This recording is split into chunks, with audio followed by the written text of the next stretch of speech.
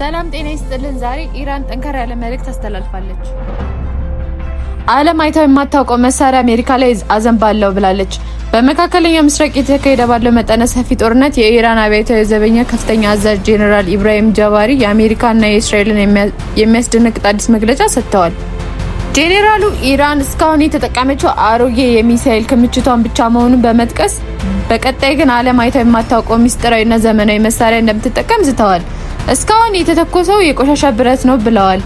ጄኔራል ጃባሪ ከሀገር ውስጥ መገናኛ ብዙሃን በሰጡት መግለጫ መሰረት አሜሪካ የኢራን ከፍተኛ አመራሮች ላይ የሰነዘረችውን ኦፕሬሽን ኤፒክ ፉሪ አጣጥለውታል።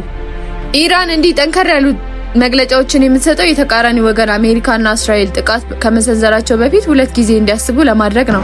ዓለም አይታ የማታውቀው መሳሪያ የሚለው አገላለጽ የተለመደ የጦርነት ፕሮፓጋንዳ ቢሆንም የኢራን የሚሳኤልና የድሮን ቴክኖሎጂ ባለፉት ዓመታት በፍጥነት ማደጉን ግን ወታደራዊ ትንተናዎችን ይስማሙበታል። ጄኔራሉ የጠቀሱት የአሜሪካ ጥቃት እቅድ ኢራን የአሜሪካን እንቅስቃሴ በንቃት እየተከታተለች መሆኗንና ማንኛውም የእርምጃ ለመመልከት ዝግጁ ነኝ የሚል መልእክት ለማስተላለፍ የፈለገችበት ዘዴ ነው። ጄኔራሉ ዝርዝር መረጃ ባይሰጡም በራዳር የማይታዩ እና ሩቅ ርቀት የሚጓዙ መባላቸውን ምናልባትም የሚከታተሉትን ቴክኖሎጂዎች ሊያመለክት ይችላል። ሃይፐርቶኒክ ሚሳኤሎች በጣም ከፍተኛ ፍጥነት የሚጓዙና በአየር መከላከያ ለመምታት የሚያስቸግሩ ናቸው።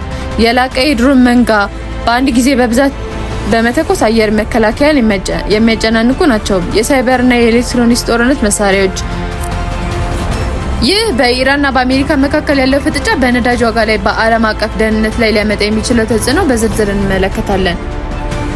በአንደኛ ደረጃ በዓለም አቀፍ የነዳጅ ዋጋ ላይ የሚኖረው ተጽዕኖ መካከለኛው ምስራቅ ላይ የዓለም የነዳጅ አቅርቦት ማዕከል በመሆኑ እንዲህ ያሉ የዓለም አዲስ የሆነ መሳሪያ እንጠቀማለን የሚሉ ማስፈራሪያዎችን ገበያውን ያናውጡታል።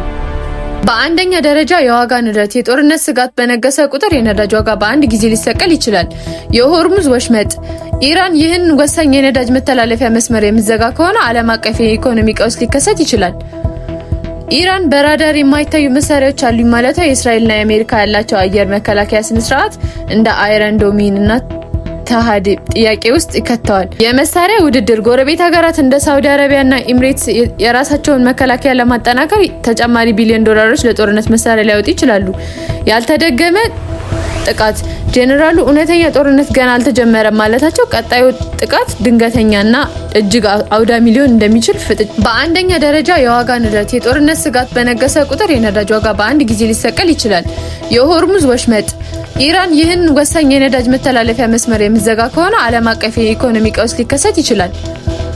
ኢራን በራዳር የማይታዩ መሳሪያዎች አሉኝ ማለቷ የእስራኤልና የአሜሪካ ያላቸው አየር መከላከያ ስነ ስርዓት እንደ አይረን ዶሚን እና ተሃድ ጥያቄ ውስጥ ይከተዋል። እንዲህ ያሉ ጠንከር ያሉ መግለጫዎች ሰላማዊ ንግግር የነበረውን በር ይዘጋሉ። የኒውክሌር ጥርጣሬ ዓለም አይታ የማታውቀው ሚስጥራዊ መሳሪያ የሚለው አገላለጽ ብዙዎችን የኢራን በድብቅ ኒውክሌር ቴክኖሎጂ አበልጽጋ ቢሆን የሚል ስጋት እንዳደረባቸው ያደርጋል። ሀያላን የመንግስታት ጣልቃ ገብነት ሩሲያና ቻይና በኢራን ጎን አውሮፓና አሜሪካ ደግሞ የእስራኤል ጎን በመሰለፍ የቀዝቃዛውን ጦርነት መንፈስ ዳግም ሊያንሰራራ ይችላል። ባጭሩ የጄኔራሉ ንግግር ከወታደራዊ ዝግጅት ይልቅ የስነ ልቦና ጫና ለመፍጠር የታለመ ቢሆንም በዓለም ኢኮኖሚና ደህንነት ላይ የሚያሳርፈው ጥላ ቀላል አይደለም።